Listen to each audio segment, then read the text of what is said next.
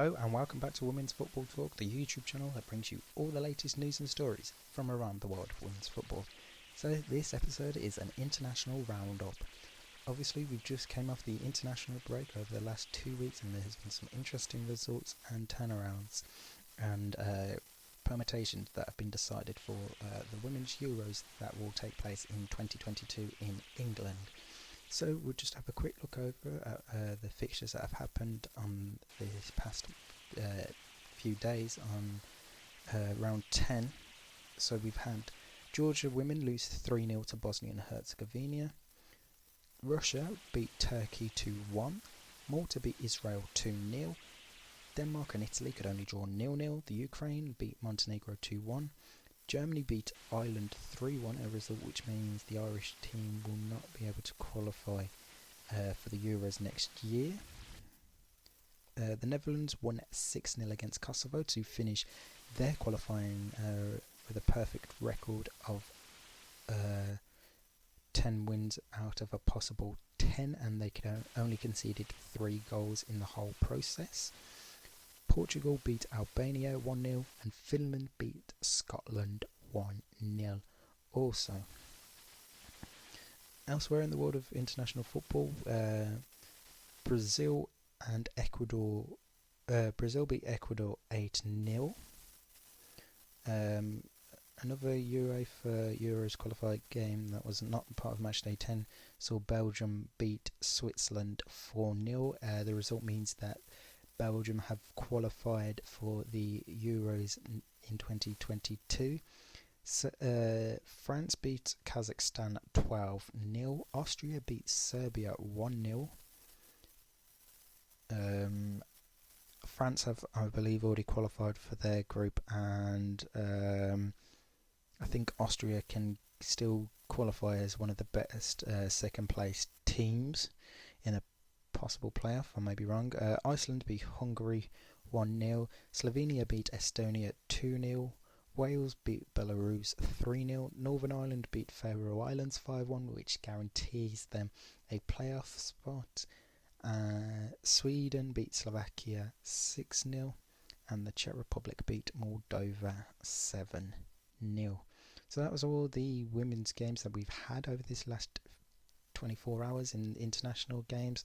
Like I said, Belgium have now qualified for the finals. I believe that we've also had Spain have qualified. France have also obviously qualified. I think Finland are guaranteed a top 2 finish. So are Portugal. Iceland have qualified. Playoffs are Northern Ireland, Russia and Ukraine also there. So just a full quick rundown to make it a lot easier. The teams that have 100% qualified for the Euros that take place in 2022 in England are obviously England as hosts, Belgium, Denmark, France, Germany, Iceland as one of the 3 best runners up, the Netherlands, who are the current holders, Norway and Sweden. Confirmed in the playoffs are Northern Ireland, Russia and Ukraine. Can still qualify as group winners are Finland, Poland, Portugal and Spain.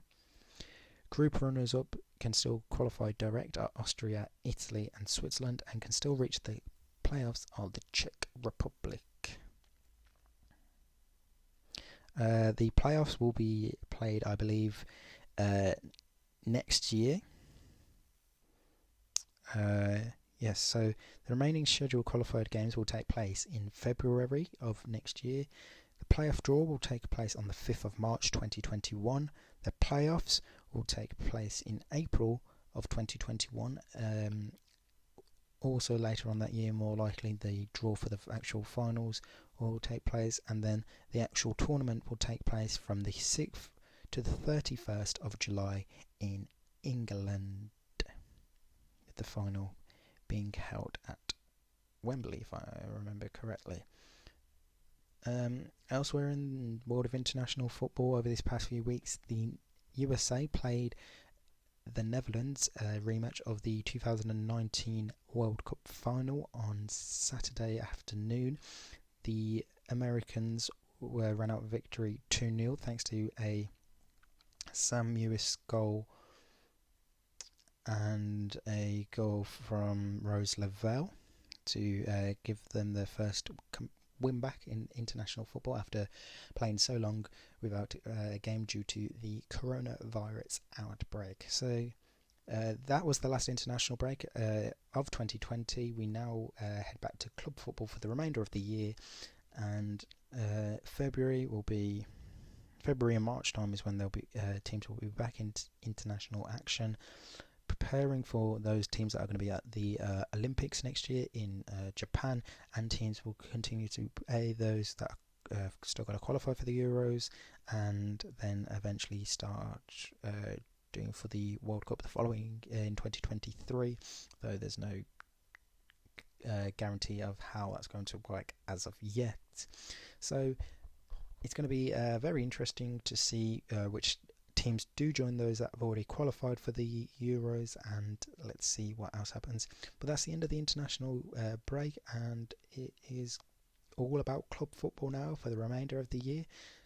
Don't forget, if you enjoyed this video, like, comment, subscribe. Tell me what your thoughts are of this past international break. Who stood out? Who's the best player? Your thoughts on the teams that are qualified. Who is going to win the Euros in England in 2022?